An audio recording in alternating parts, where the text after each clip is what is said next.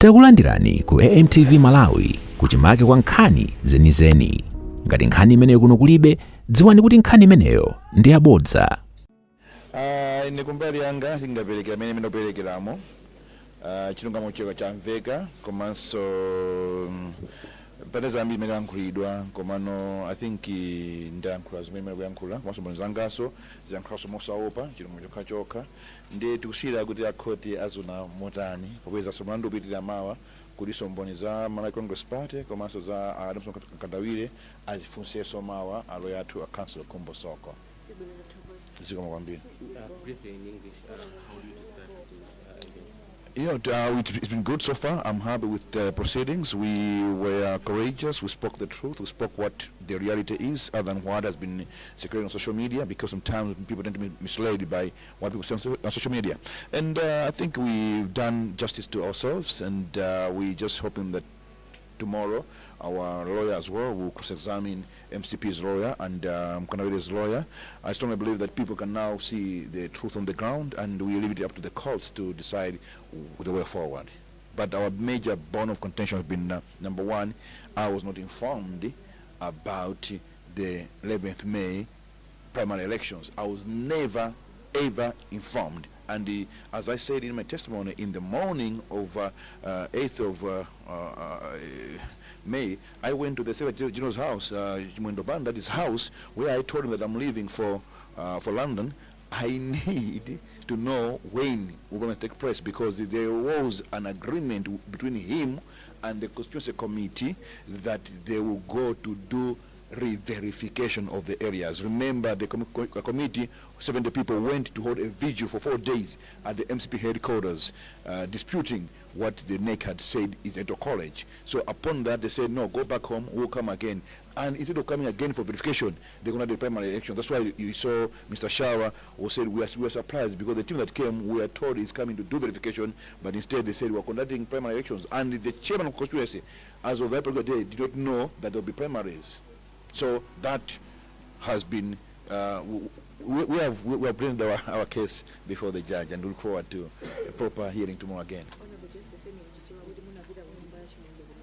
Yes, and ndipita ku London ndi zochita London ndi ku America podziwa kuti kulikhana ma primaries ndinapita kunyumba kwa chimwendo banda kuya 49 nyumba kwawo mamawa nakafotokozera kuti akuti ndiuchokapo ndifani dziwe ngati ma primaries ana kuti ayi ma primaries tikuzani pakale pano pachanapangana ndi anthu akosesekana kuti tichapanga verification, ndipo nauza kuti ineyo ndiuchokapo ndifani ndipange plan masiku anga okhale akunja kuti mapanga machitika ndikhalepo.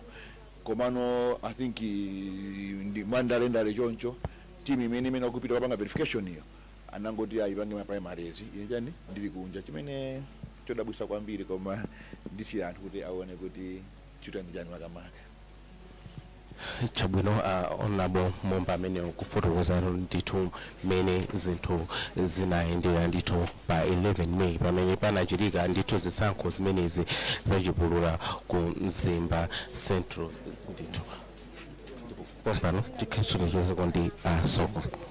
Zaenda bwino mesa ngati mamvetsera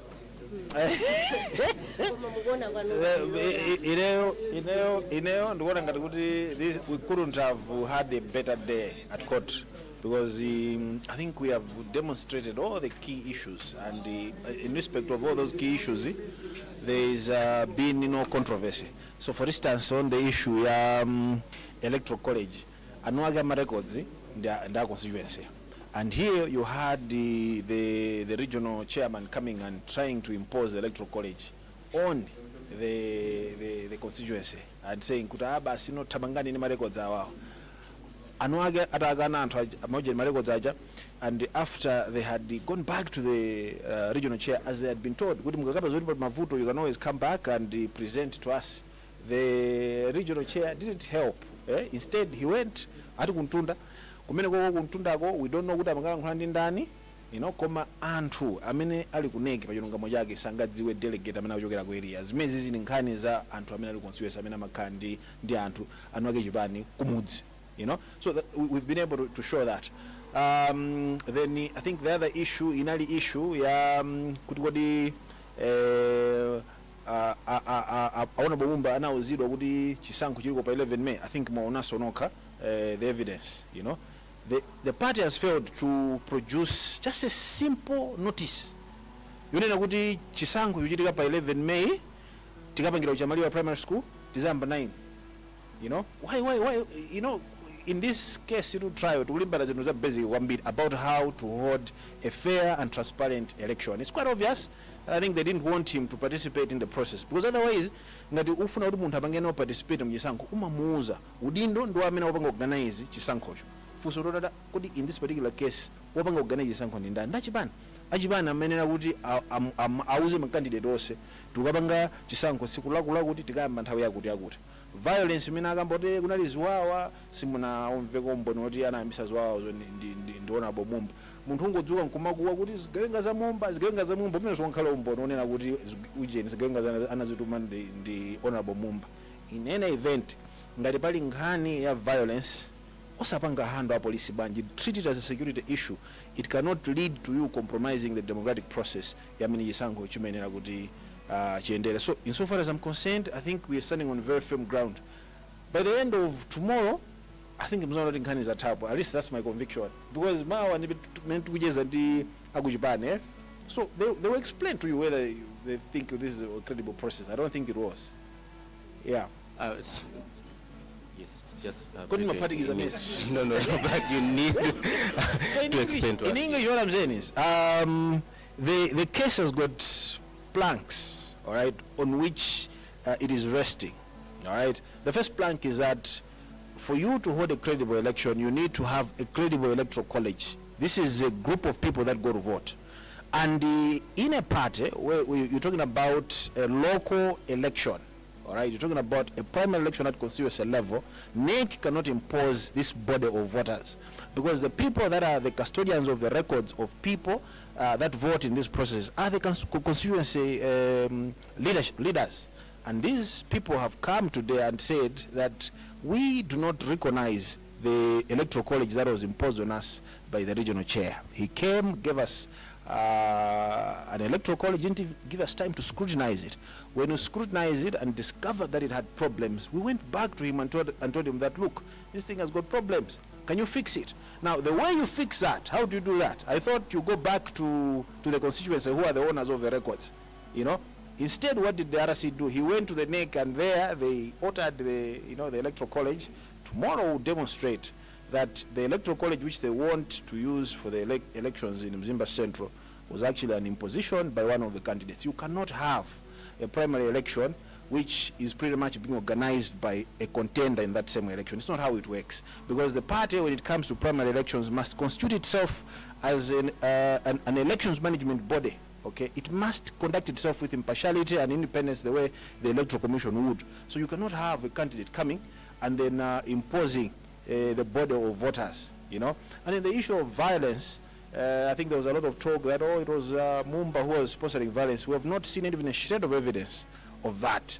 The fact that you know how to scream the loudest and accuse someone without substantiating your allegations does not make that evidence. There is no evidence here that Honorable Mumba sponsored any violence.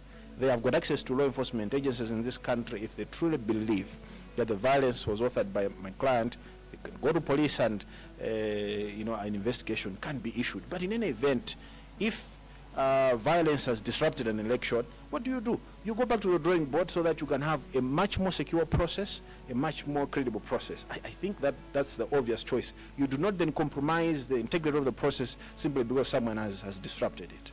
Thank you very much. Mbina Msonda tsukulaliro mwaliona kuti aenda bwanji. Poyambirira ndi mlandu umene ukhuza anthu awiri akuluakulu mamembala a chipani chathu cha Malawi Congress Party amene onse awiriwa akufuna kuyimira pa udindo wa uphungu ku nyumba ya malamulo ku Mzimba Central Constituency. Ndiye poti mlandu udakali ku khoti mawa tibweranso ife ngati chipani tilibe ndemanga. Koma chimene tifuna taziwise mtundu wa Malawi si mlandu wokuti Mumba versus MCP. Ndi mlandu umene anthu awiri Honorable Mumba ndi Honorable Adamson Kandawire akufuna onsewa akapitikisane ku Mzimba Central ngati aphungu akunyumba ya malamulo.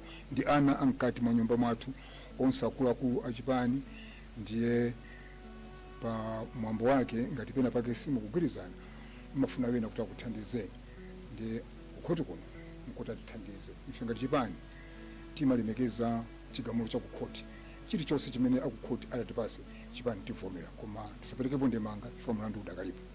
Mr. Msonda, what's your reaction based on today's proceedings? Well, as a party, we cannot comment much because this case is still in court. Suffice to say that we would like to make it very clear that this is a case involving two senior members of the party, Honorable Adamson Kandawire and Honorable Engineer Vitumbiko Mumba. Both of them are aspiring for the position of Member of Parliament for Mzimba Central constituency. We want to put it on record.